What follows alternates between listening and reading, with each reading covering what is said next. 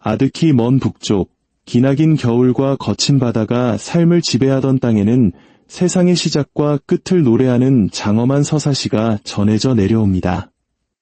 이것은 단순한 신들의 이야기가 아니라 창조와 파멸, 운명과 투쟁, 그리고 죽음 너머의 희미한 희망에 대한 이야기입니다. 오늘 우리는 북유럽 신화의 대미를 장식하는 신들의 황혼, 라그나로크의 대서사시 속으로 들어가 보고자 합니다. 모든 것이 시작되기 전 그곳에는 오직 긴눈가가프라 불리는 거대한 심연만이 존재했습니다. 텅 빈 방과 같은 공허가 아니었습니다. 그것은 아직 아무것도 존재하지 않는 세상의 한가운데에 펼쳐진 안개와 얼음의 세계, 니프레임과 불꽃과 용암의 세계, 무스페레임 사이에 놓인 태초의 혼돈 그 자체였습니다. 북쪽의 니프레임에서는 도끼 서린 강물이 얼어붙어 거대한 빙하를 이루었고, 남쪽의 무스페레임에서는 불꽃에 거인 수르트가 타오르는 검을 들고 세상을 지켰습니다. 셀 수 없는 세월 동안 이 두 극단의 힘은 심연을 사이에 두고 서로를 노려보았습니다. 마침내 니프레임의 냉기가 무스페레임의 열기와 만나는 순간 거대한 수증기가 피어오르며 얼음이 녹아내렸고 그 물방울 속에서 최초의 생명이 태어났습니다. 그의 이름은 이미르, 모든 설이 거인들의 시조였습니다. 그가 잠들어 흘린 땀에서는 거인 남녀가 그의 발이 서로 비벼지며 또 다른 거인이 태어났습니다. 신들보다 먼저 태어난 이 거인족은 훗날 신들과 영원한 적이 될 운명이었습니다. 같은 시각, 녹아내리는 얼음 속에서는 또 다른 생명이 모습을 드러냈습니다. 거대한 암소, 아우둠나였습니다. 그녀의 젖에서는 4줄기의 우유강이 흘러나와 이미르의 허기를 채워주었고 그녀 자신은 소금기 있는 얼음을 핥으며 생명을 유지했습니다. 사흘 밤낮으로 얼음을 핥자 첫째 날에는 머리카락이, 둘째 날에는 머리가, 그리고 셋째 날에는 완전한 남자의 형상이 얼음 밖으로 걸어 나왔습니다. 그의 이름은 부리, 바로 신들의 첫 조상이었습니다. 부리는 아들 보르를 낳았고 보르는 거인족 여인과 혼인하여 세 아들을 얻었습니다. 지혜와 전쟁의 신 오딘, 그리고 그의 형제인 빌리와 베였습니다. 이렇듯 태초부터 신들의 혈관 속에는 그들의 숙적인 거인의 피가 함께 흐르고 있었습니다. 질서와 혼돈은 처음부터 하나였던 셈입니다. 세상은 여전히 미완성이었고 이미르와 그의 자손인 거인족의 수는 날마다 불어났습니다. 오딘과 그의 형제들은 이 혼돈을 끝내기로 결심합니다. 그들은 힘을 합쳐 거인들의 시조, 이미르를 살해했습니다. 이것이 세상의 첫 번째 살인이자 새로운 세계를 위한 피의 제물이었습니다. 이미르가 쓰러지자 그의 몸에서 흘러나온 피는 거대한 홍수가 되어 대부분의 거인들을 익사시켰습니다.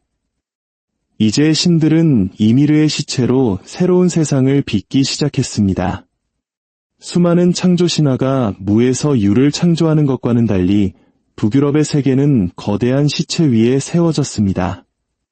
살점은 땅이 되고 피는 바다와 강이 되었으며 뼈는 산맥으로 이빨과 뼈조각은 바위와 돌멩이가 되었습니다. 그의 두개골은 하늘이 되었고 4명의 난쟁이가 동서남북 각 귀퉁이에서 하늘을 떠받쳤습니다. 신들은 무스페레임의 불꽃을 가져와 하늘에 박아 별을 만들고 태양과 달이 될 2개의 찬란한 전차를 하늘 길에 올려놓았습니다. 하지만 이 평화로운 광경에도 운명의 그림자는 깃들어 있었습니다. 신들은 2마리의 늑대를 풀어 태양과 달을 영원히 뒤쫓게 했으니 세상의 마지막 날 이 늑대들이 마침내 해와 달을 삼키리라는 것을 예고하는 듯했습니다. 이렇게 만들어진 인간의 세계는 미드가르드라 불렸고 신들은 이미르의 눈썹으로 거대한 성벽을 둘러 거인들의 침입으로부터 인간들을 보호했습니다. 그리고 이 모든 세계의 중심에는 거대한 물풀의 나무 이그드라실이 뿌리 내리고 있었습니다. 이그드라실은 9세계를 관통하며 뻗어나가는 우주수였습니다. 그 뿌리 하나는 신들의 세계 아스가르드로, 다른 하나는 거인들의 세계 요툰헤임으로, 마지막 하나는 죽음의 세계 니프레임으로 향했습니다. 신들의 세계로 뻗은 뿌리 아래에는 운명의 새 여신, 노른 자매가 과거와 현재, 미래를 관장하며 나무를 돌보고 모든 존재의 운명을 결정했습니다. 최고신 오딘조차도 이들의 결정을 거스를 수는 없었습니다. 나무 꼭대기에는 독수리가 앉아 세상을 관망했고, 뿌리에서는 용 니드오그가 끊임없이 나무를 갉아먹었습니다. 다람쥐 라타토스크는 이 둘 사이를 오가며 서로를 헐뜯는 말을 전하며 불화를 조장했습니다. 이처럼 세계를 지탱하는 이그드라실조차도 내부의 갈등과 부패로부터 자유롭지 못했습니다. 북유럽 신화의 세계는 처음부터 위태로운 균형 위에 서 있었던 것입니다. 신들은 해변에서 물풀의 나무와 느릅나무 조각을 주어 최초의 인간 남녀, 아스크와 엠블라를 만들었습니다. 오딘은 생명을, 빌리는 지성과 감정을, 벤은 형체와 감각을 부여했습니다. 그렇게 태어난 인류는 미드가르드라는 보호막 안에서 언젠가 끝날 운명에 처한 신들의 비호 아래 살아가게 되었습니다. 이러한 세계관은 혹독한 자연환경 속에서 살아남아야 했던 북유럽 사람들의 삶을 반영하는 듯합니다. 그들에게 세상은 작은 마을을 벗어나는 순간 언제든 자신들을 집어삼킬 수 있는 거칠고 위험한 곳이었습니다. 미드가르드는 바로 그들의 삶의 터전을 신화적으로 형상화한 것이라 할 수 있습니다.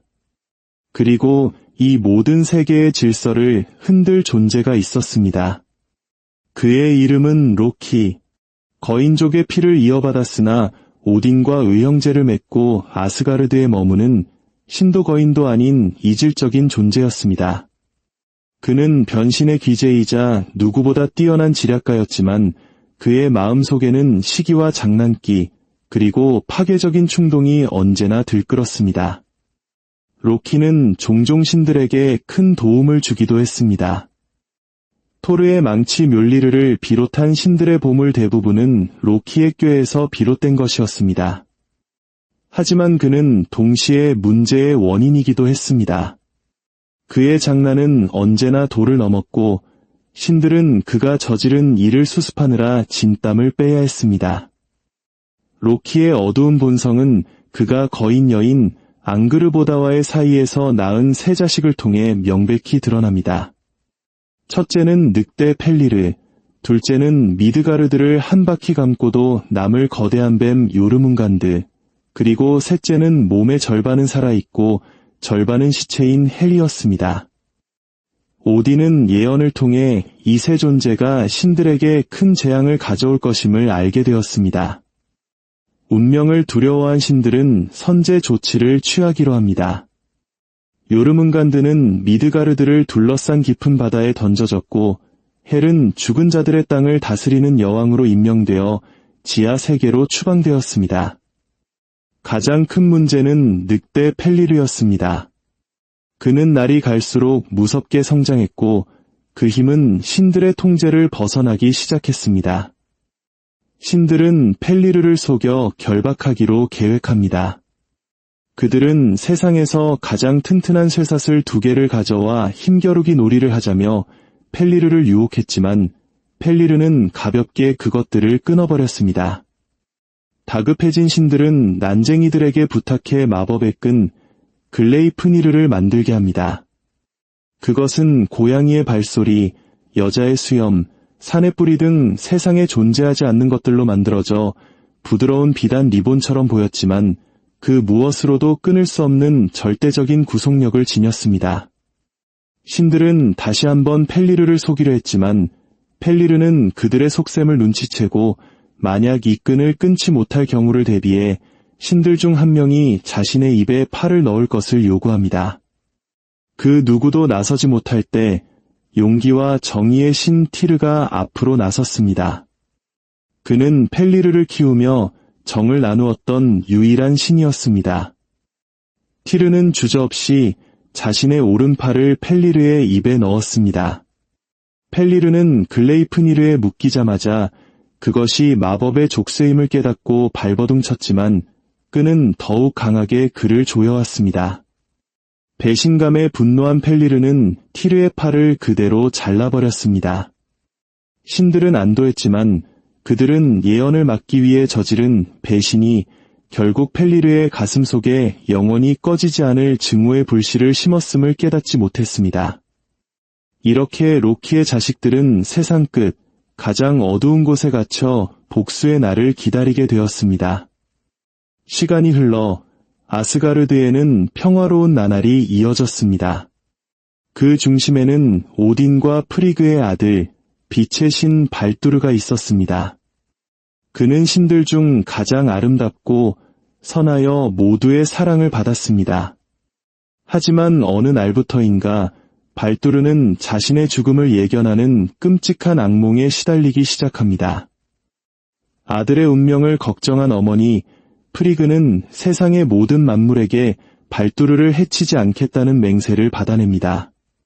불, 물, 새, 돌, 질병, 심지어 동물과 식물까지 그 어느 것도 발두르를 상처 입힐 수 없게 된 것입니다. 신들은 이를 시험하기 위해 발두르에게 온갖 무기를 던지는 놀이를 즐겼습니다. 어떤 무기도 발두르의 몸에 닿는 순간 튕겨나가거나 부드럽게 스쳐 지나갔습니다. 아스가르드에는 웃음꽃이 피었고 모두가 운명을 이겨냈다고 믿었습니다. 하지만 이 광경을 지켜보던 로키의 마음속에는 시기심이 싹 텄습니다. 그는 노파로 변신해 프리그에게 다가가 혹시 맹세를 받지 않은 것이 있냐고 교묘하게 물었습니다. 프리그는 너무 어리고 연약해 보여 위협이 되지 않을 것이라 생각한 겨우살이에게만은 맹세를 받지 않았다고 무심코 털어놓고 맙니다. 로키는 즉시 겨우살이 가지를 꺾어 작은 창을 만들었습니다. 그리고는 신들의 놀이에 끼지 못하고 구석에 서 있던 발두르의 눈먼 형제 호드에게 다가갔습니다. 로키는 호드에게 겨우살이 창을 쥐어주며 자신도 형제를 향한 축복의 의미로 창을 던져보라고 속삭였습니다. 그는 호드의 팔을 잡아 직접 방향까지 알려주었습니다.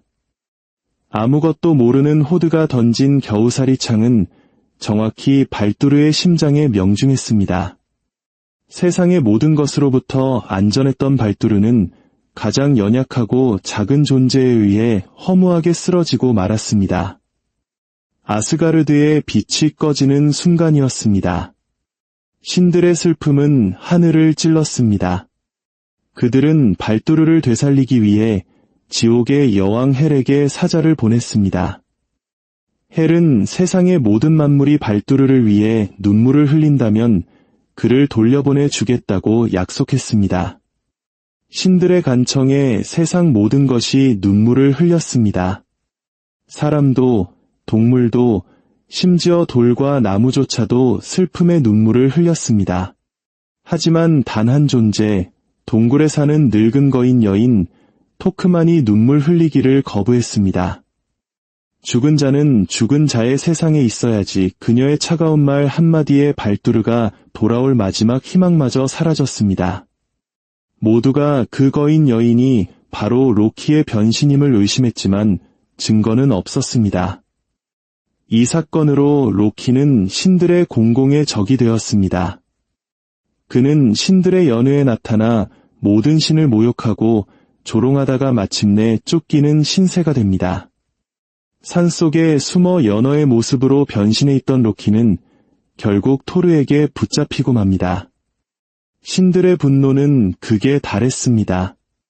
그들은 로키의 아들 중 하나를 늑대로 변신시켜 다른 아들을 물어 죽이게 한 뒤 그 아들의 창자로 로키를 바위에 묶었습니다. 그리고 그의 머리 위에는 독사가 뿜어내는 맹독이 영원히 떨어지도록 했습니다. 로키의 충실한 아내 시긴이 그릇으로 독액을 받아내지만 그릇이 차서 비우러 갈 때마다 로키는 끔찍한 고통에 몸부림쳤고 그때마다 세상에는 지진이 일어났다고 합니다.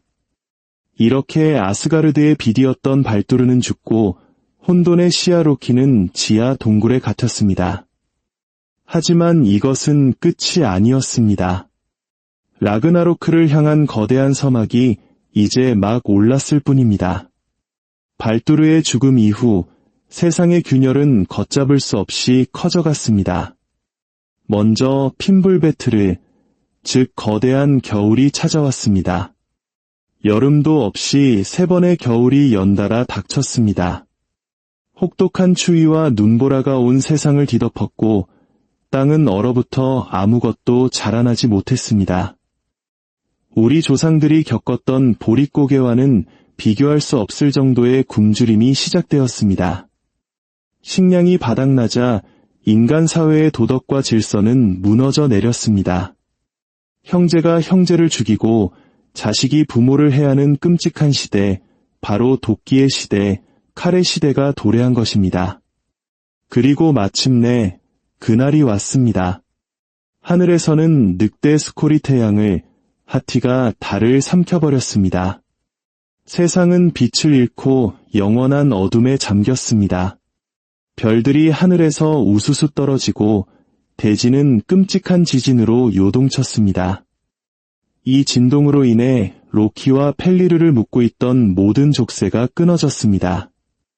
오랜 증오와 고통 속에서 풀려난 로키는 복수심에 불타올랐습니다. 그는 죽은 자들의 손톱과 발톱으로 만들어진 거대한 배 나글파르의 키를 잡고 서리 거인들과 죽은 자들의 군대를 이끌고 신들을 향해 진격했습니다. 바다에서는 요르문간드가 거대한 몸을 뒤틀며 무트로 올라왔습니다. 그가 내뿜는 맹독은 대기와 바다를 오염시켰고 거대한 파도는 해안을 덮쳤습니다. 남쪽에서는 불의 거인 수르트가 태양보다 밝게 타오르는 검을 들고 불꽃의 군대를 이끌고 나타났습니다. 그들이 신들의 세계로 향하는 무지개 다리 비프로스트를 건너자 다리는 그 무게와 열기를 이기지 못하고 산산조각 나버렸습니다. 신들의 파수꾼 헤임딸은 이 모든 것을 지켜보며 뿔라팔 갤라르오른을 힘껏 불었습니다. 그 소리는 9세계 전체에 울려 퍼지며 최후의 전쟁이 시작되었음을 알렸습니다. 오딘은 무장한 신들과 바랄라에서 이날을 위해 훈련해온 인간 영웅들의 영혼인 에이네랴르 군대를 이끌고 결전의 장소 비그리드 평원으로 향했습니다. 사방백리그에 걸쳐 펼쳐진 광활한 평원에서 신들과 거인, 빛과 어둠의 마지막 군대가 마주섰습니다. 오딘이 창을 던지며 전쟁이 시작되었습니다. 그는 주저없이 자신을 삼킬 운명인 늑대 펠리르를 향해 돌진했습니다. 예언대로 펠리르는 하늘과 땅에 닿을 만큼 거대한 입을 벌려 오딘을 한 입에 삼켜버렸습니다. 하지만 오딘의 아들, 침묵의 신 비다르가 아버지의 복수를 위해 나섰습니다. 그는 세상 모든 구두장이들이 버린 가죽 조각으로 만든 두꺼운 신발로 펠리르의 아래턱을 밟고 양손으로 위턱을 잡아 찢어 죽였습니다. 천둥의 신 토르는 숙적인 요르문간드와 맞섰습니다.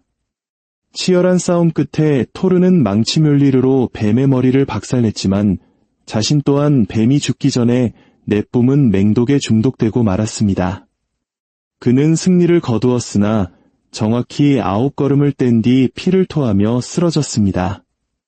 용맹한 신티르는 지옥의 파수견 가름과 싸우다 서로를 죽였고 헤임딸은 자신의 숙적인 로키와 격렬하게 싸운 끝에 동기어진했습니다. 프레이시는 일찍이 사랑을 위해 자신의 마법검을 내주었던 대가로 불의 거인 수르트의 상대가 되지 못하고 무기력하게 쓰러졌습니다. 마침내 전장에는 살아남은 자가 거의 없게 되었습니다. 모든 것을 지켜본 수르트는 불타는 검을 휘둘러 세상에 불을 질렀습니다. 불길은 이그드라실의 꼭대기까지 타올랐고 9세계는 모두 잿더미가 되었습니다. 땅은 바다 속으로 가라앉았고 영원한 어둠과 침묵만이 남았습니다. 이렇게 모든 것이 끝나는 듯했습니다. 하지만 북유럽의 서사시는 완전한 절망으로 끝나지 않습니다. 기나긴 시간이 흐른 후 불타고 가라앉았던 세상은 다시 물 위로 솟아올랐습니다. 이전보다 더 푸르고 아름다운 모습으로 죽었던 빛의 신 발두르와 그의 형제 호드가 지옥에서 돌아와 새로운 세상을 다스렸습니다.